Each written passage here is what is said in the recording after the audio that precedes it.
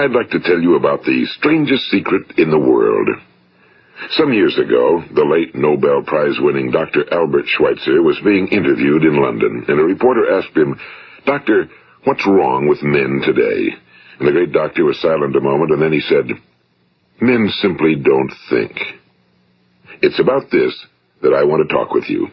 We live today in a golden age. This is an era that man has looked forward to, dreamed of, and worked toward for thousands of years. But since it's here, we pretty well take it for granted.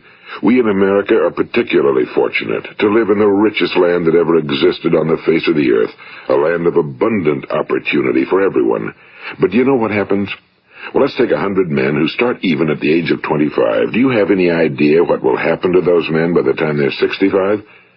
These 100 men who all start even at the age of 25 believe they're going to be successful. If you asked any one of these men if he wanted to be a success, he'd tell you he did. And you'd notice that he was eager toward life, that there was a certain sparkle to his eye, an erectness to his carriage, and life seemed like a pretty interesting adventure to him. But by the time they're 65, 1 will be rich. 4 will be financially independent. 5 will still be working. 54 will be broke. Now think a moment. Out of the 100, only 5 make the grade. Now why do so many fail? What has happened to the sparkle that was there when they were 25? What's become of the dreams, the hopes, the plans? And why is there such a large disparity between what these men intended to do and what they actually accomplished? When we say about 5% achieve success, we have to define success. And here's the best definition I've ever been able to find. Success is the progressive realization of a worthy ideal. If a man is working toward a predetermined goal and knows where he's going, that man is a success.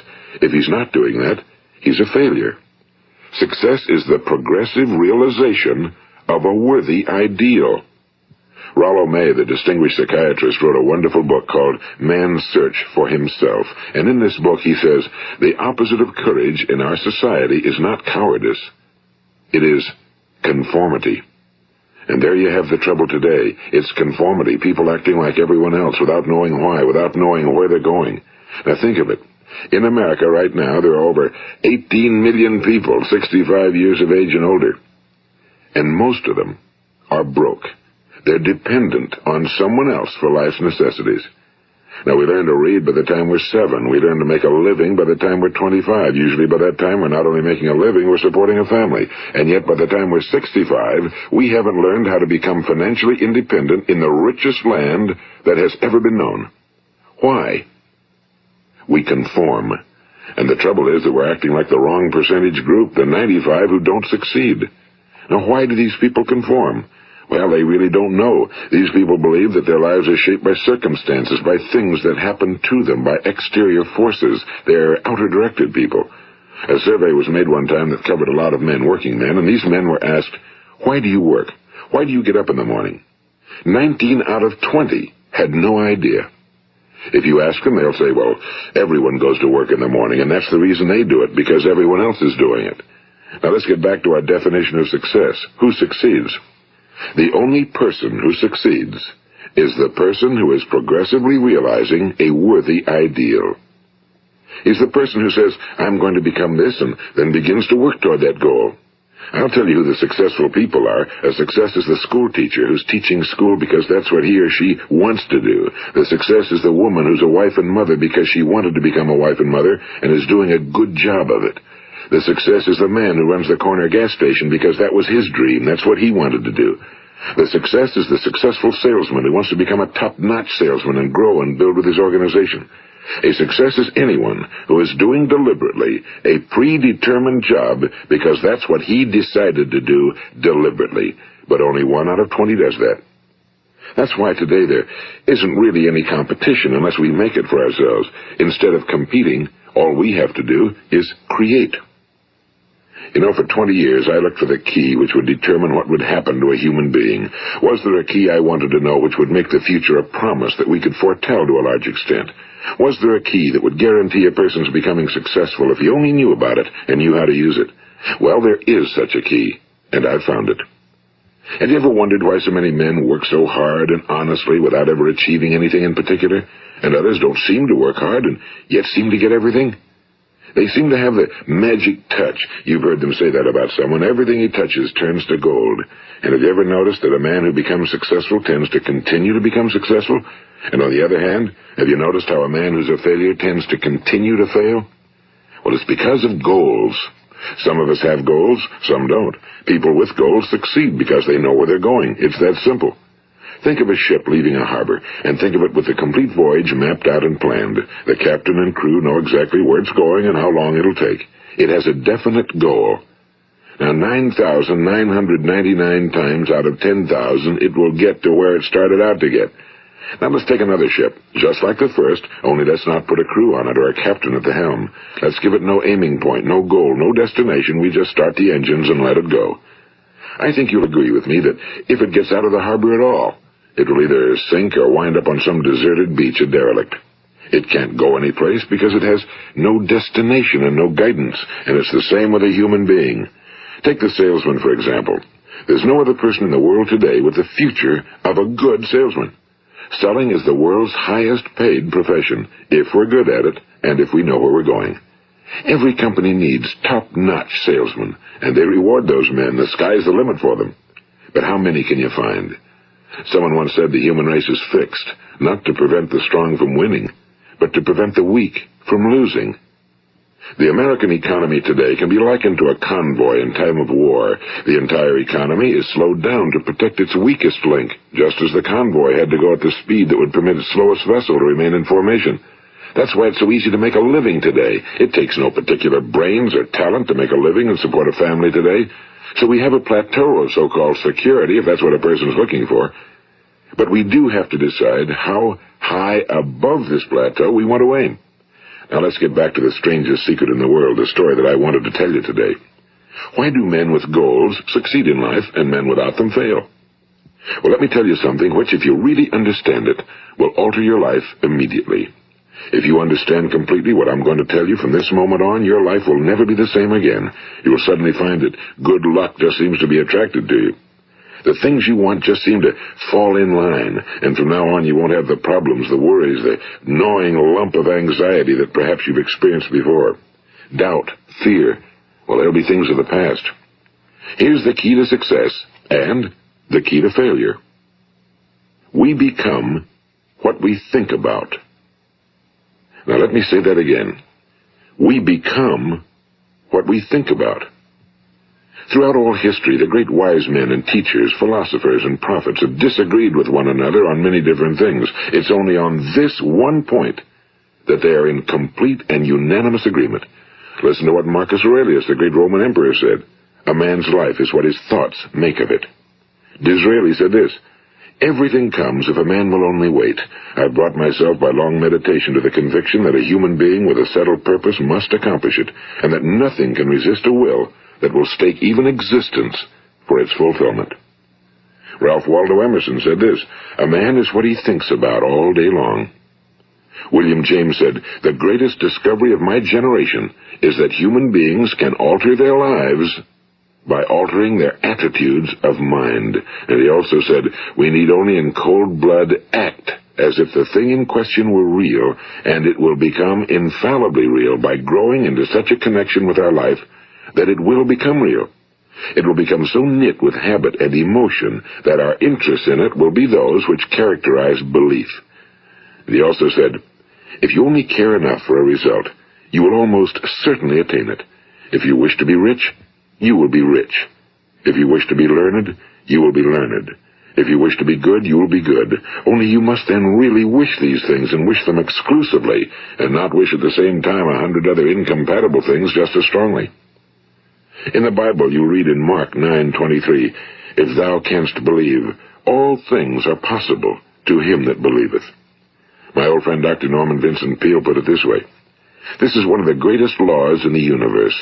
Fervently do I wish I had discovered it as a very young man. It dawned upon me much later in life, and I found it to be one of the greatest, if not my greatest discovery outside of my relationship to God. The great law, briefly and simply stated, is that if you think in negative terms, you will get negative results. If you think in positive terms, you will achieve positive results. That is the simple fact, he went on to say, which is at the basis of an astonishing law of prosperity and success. In 3 words, believe and succeed. William Shakespeare put it this way: our doubts are traitors and make us lose the good we oft might win by fearing to attempt. George Bernard Shaw said, people are always blaming their circumstances for what they are. I don't believe in circumstances. The people who get on in this world are the people who get up and look for the circumstances they want, and if they can't find them, make them. Well, it's pretty apparent, isn't it? And every person who discovered this for a while believed that he was the first one to work it out. We become what we think about. Now, it stands to reason that a person who's thinking about a concrete and worthwhile goal is going to reach it, because that's what he's thinking about, and we become what we think about. Conversely, the man who has no goal, who doesn't know where he's going, and whose thoughts must therefore be thoughts of confusion and anxiety and fear and worry, becomes what he thinks about. His life becomes one of frustration and fear and anxiety and worry. And if he thinks about nothing, he becomes nothing. Now, how does it work? Why do we become what we think about? Well, I'll tell you how it works as far as we know. Now, to do this, I want to tell you about a situation that parallels the human mind. Suppose a farmer has some land, and it's good fertile land. Now, the land gives the farmer a choice. He may plant in that land whatever he chooses. The land doesn't care. It's up to the farmer to make the decision. Now, remember, we're comparing the human mind with the land because the mind, like the land, doesn't care what you plant in it. It will return what you plant, but it doesn't care what you plant. Now, let's say that the farmer has 2 seeds in his hand. One is a seed of corn. The other is nightshade, a deadly poison. He digs 2 little holes in the earth, and he plants both seeds, one corn, the other nightshade. He covers up the holes, waters, and takes care of the land, and what will happen? Invariably, the land will return what's planted. As it's written in the Bible, as ye sow, so shall ye reap. Now remember, the land doesn't care. It'll return poison in just as wonderful abundance as it will corn. So up come the 2 plants, one corn, one poison. Now, the human mind is far more fertile, far more incredible and mysterious than the land, but it works the same way. It doesn't care what we plant. Success, failure. A concrete, worthwhile goal, or confusion. Misunderstanding, fear, anxiety, and so on. But what we plant, it must return to us. You see, the human mind is the last great unexplored continent on Earth. It contains riches beyond our wildest dreams. It will return anything we want to plant. Now, you might say, well, if that's true, why don't people use their minds more? Well, I think they figured out an answer to that one, too. Our mind comes as standard equipment at birth. It's free, and things that are given to us for nothing we place little value on. Things that we pay money for, we value. The paradox is that exactly the reverse is true. Everything that's really worthwhile in life came to us free. Our minds, our souls, our bodies, our hopes, our dreams, our ambitions, our intelligence, our love of family and children and friends and country, all these priceless possessions are free. But the things that cost us money are actually very cheap and can be replaced at any time. A good man can be completely wiped out and make another fortune. He can do that several times. Even if our home burns down, we can rebuild it. But the things we got for nothing, we can never replace. The human mind isn't used because we take it for granted. Familiarity breeds contempt. It can do any kind of job we assign to it, but generally speaking, we use it for little jobs instead of big, important ones. Universities have proved that most of us are operating on about 10% or less of our abilities. So decide now, what is it you want? Plant your goal in your mind. It's the most important decision you'll ever make in your entire life. What is it you want? Do you want to be an outstanding salesman? A better worker at your particular job? Do you want to go places in your company? In your community? Do you want to get rich? All you've got to do is plant that seed in your mind, care for it, work steadily toward your goal, and it will become a reality. It not only will, there's no way that it cannot. You see, that's a law, like the laws of Sir Isaac Newton, the laws of gravity. If you get on top of a building and jump off, you'll always go down. You'll never go up, and it's the same with all the other laws of nature. They always work. They're inflexible. Think about your goal in a relaxed, positive way. Picture yourself in your mind's eye as having already achieved this goal. See yourself doing the things you will be doing when you've reached your goal. Ours has been called the phenobarbital age, the age of ulcers and nervous breakdowns and tranquilizers. At a time when medical research has raised us to a new plateau of good health and longevity, far too many of us worry ourselves into an early grave trying to cope with things in our own little personal ways without learning a few great laws that will take care of everything for us. These things we bring on ourselves through our habitual way of thinking. Every one of us is the sum total of his own thoughts. He is where he is because that's exactly where he really wants to be, whether he'll admit that or not. Each of us must live off the fruit of his thoughts in the future, because what you think today and tomorrow, next month and next year, will mold your life and determine your future. You're guided by your mind. I remember one time I was driving through eastern Arizona, and I saw one of those giant earth-moving machines roaring along the road at about 35 miles an hour with what looked like 30 tons of dirt in it. A tremendous, incredible machine, and there was a little man perched way up on top with the wheel in his hands guiding it. And as I drove along, I was struck by the similarity of that machine to the human mind. Just suppose you're sitting at the controls of such a vast source of energy. Are you going to sit back and fold your arms and let it run itself into a ditch? Or are you going to keep both hands firmly on the wheel and control and direct this power to a specific, worthwhile purpose? It's up to you. You're in the driver's seat. You see, the very law that gives us success is a two-edged sword. We must control our thinking. The same rule that can lead a man to a life of success, wealth, happiness, and all the things he ever dreamed of for himself and his family. That very same law can lead him into the gutter. It's all in how he uses it, for good or for bad. This is the strangest secret in the world. Now, why do I say it's strange, and why do I call it a secret? Actually, it isn't a secret at all. It was first promulgated by some of the earliest wise men, and it appears again and again throughout the Bible, but very few people have learned it, understand it. That's why it's strange, and why for some equally strange reason it virtually remains a secret. I believe that you could go out and walk down the main street of your town and ask one man after another what the secret of success is, and you probably wouldn't run into one man in a month who could tell you. Now, this information is enormously valuable to us if we really understand it and apply it. It's valuable to us not only for our own lives, but the lives of those around us, our families, employees, associates, and friends. Life should be an exciting adventure. It should never be a bore. A man should live fully, be alive. He should be glad to get out of bed in the morning. He should be doing a job he likes to do because he does it well. One time I heard Grove Patterson, the great late editor-in-chief of the Toledo Daily Blade, make a speech, and as he concluded his speech, he said something I've never forgotten. He said, "My years in the newspaper business have convinced me of several things. Among them, that people are basically good, and that we came from someplace, and we're going someplace. So we should make our time here an exciting adventure. The architect of the universe didn't build a stairway leading nowhere." And the greatest teacher of all, the carpenter from the plains of Galilee, gave us the secret time and time again. As ye believe, so shall it be done unto you. I've explained the strangest secret in the world and how it works. Now, on this side, I want to explain how you can prove to yourself the enormous returns possible in your own life by putting this secret to a practical test. I want you to make a test that will last 30 days. It isn't going to be easy, but if you'll give it a good try, it will completely change your life for the better. Now, back in the 17th century, Sir Isaac Newton, the English mathematician and natural philosopher, gave us some natural laws of physics which apply as much to human beings as they do to the movement of bodies in the universe. And one of these laws is that for every action, there is an equal and opposite reaction. Simply stated, as it applies to you and me, it means we can achieve nothing without paying the price. The results of your 30-day experiment will be in direct proportion to the effort you put forth.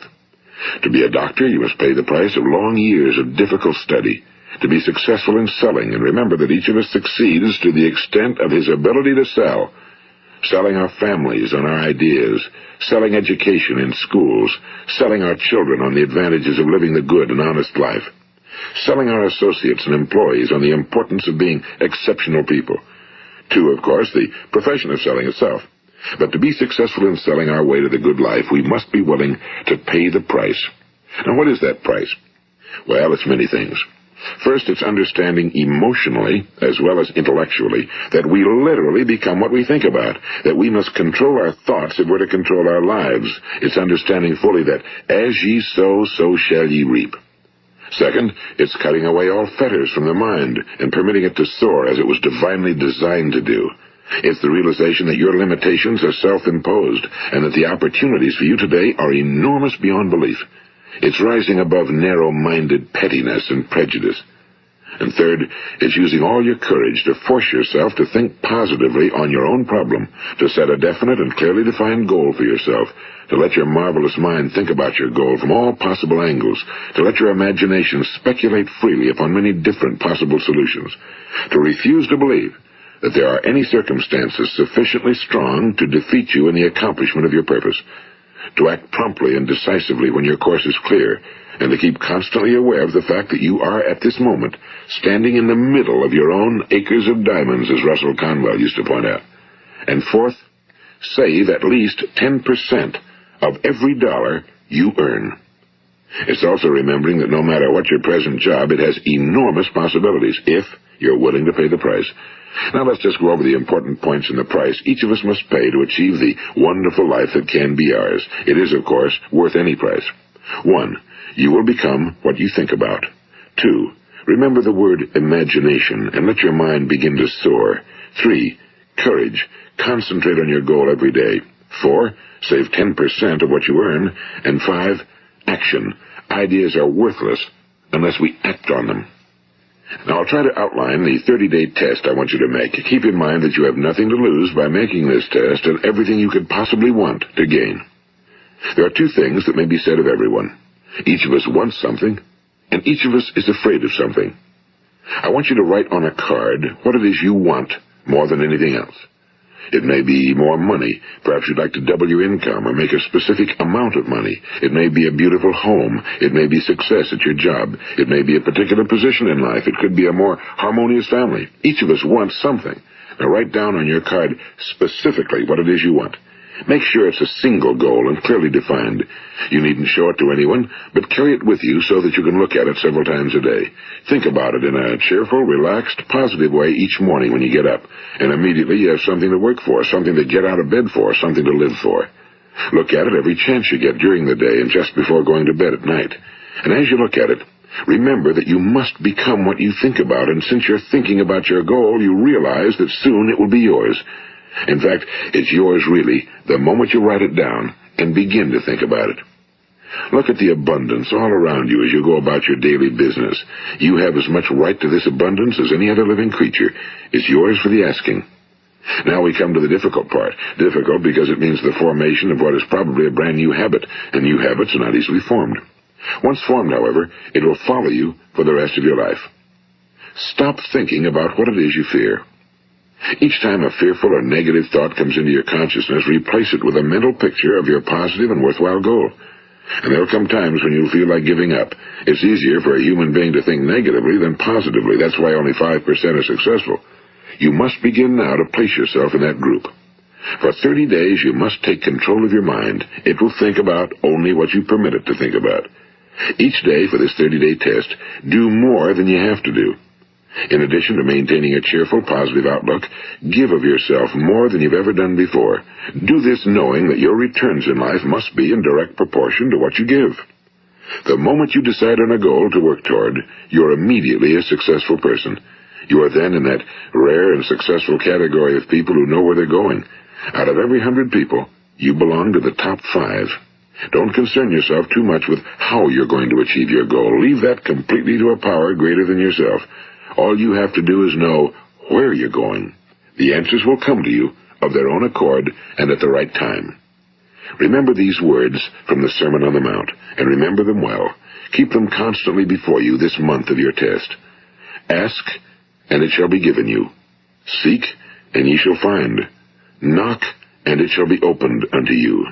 For every one that asketh receiveth, and he that seeketh findeth, and to him that knocketh it shall be opened. It's as marvelous and as simple as that.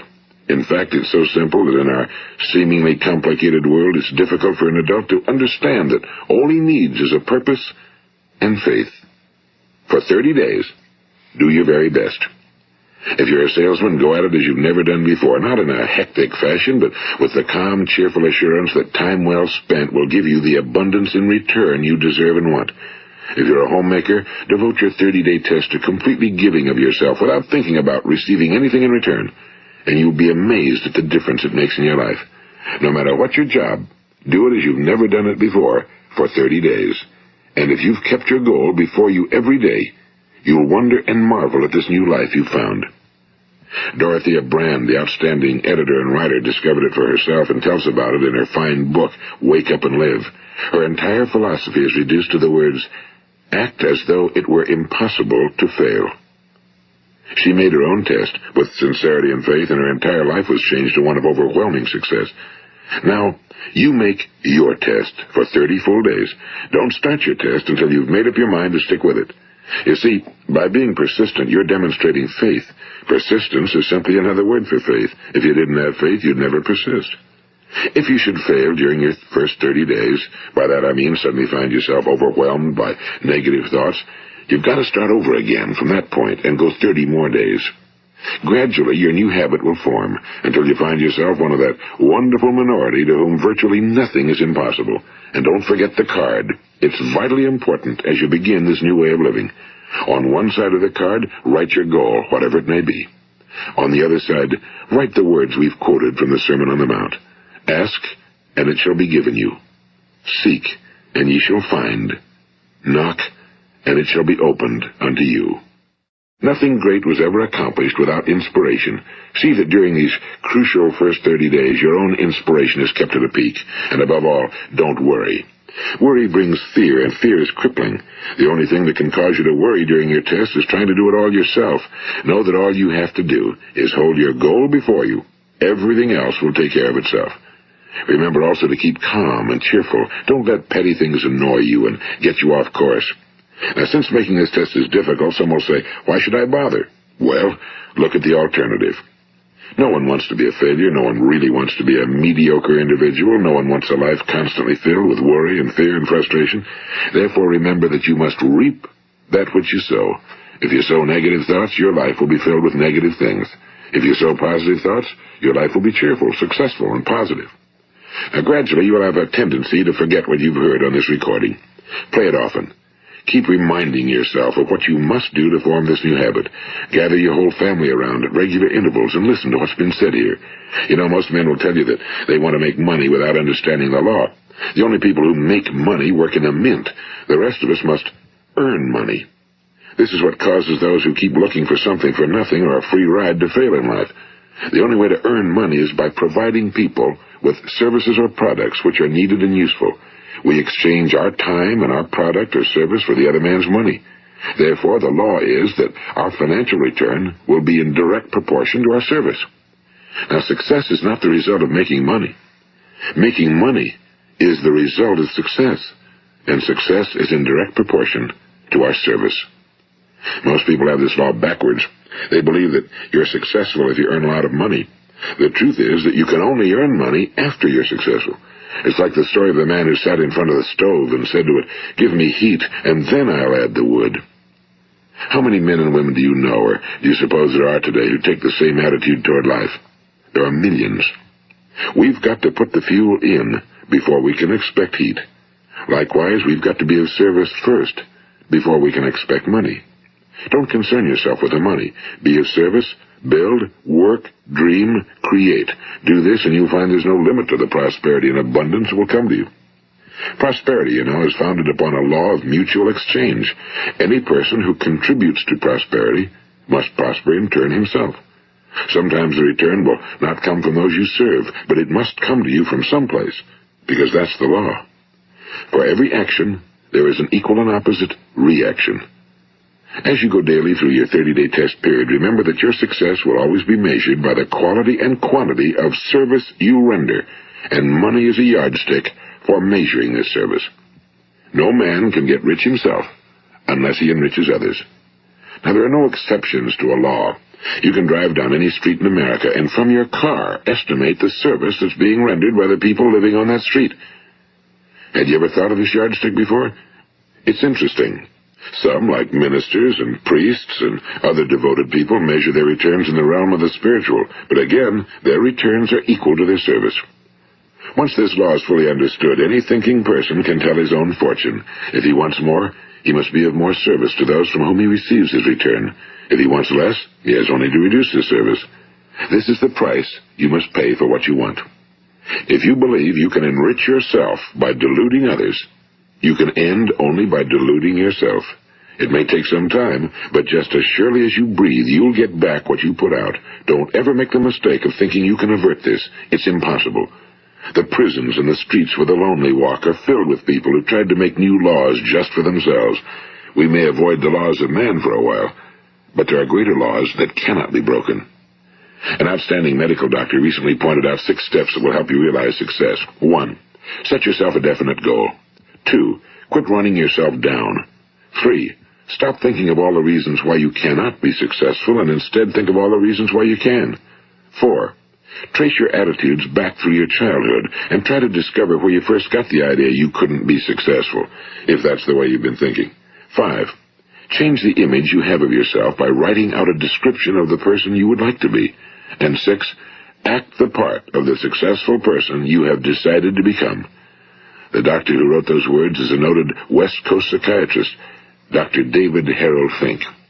Do what the experts since the dawn of recorded history have told you you must do. Pay the price by becoming the person you want to become. It's not nearly as difficult as living unsuccessfully. Make your 30-day test, then repeat it again, and each time it will become more a part of you until you'll wonder how you could ever have lived any other way. Live this new way and the floodgates of abundance will open and pour over you more riches than you may have dreamed existed. Money? Yes, lots of it. But what's more important, you'll have peace. You'll be in that wonderful minority who lead calm, cheerful, successful lives. Start today. You have nothing to lose, but you have a whole life to win. This is Earl Nightingale, and thank you.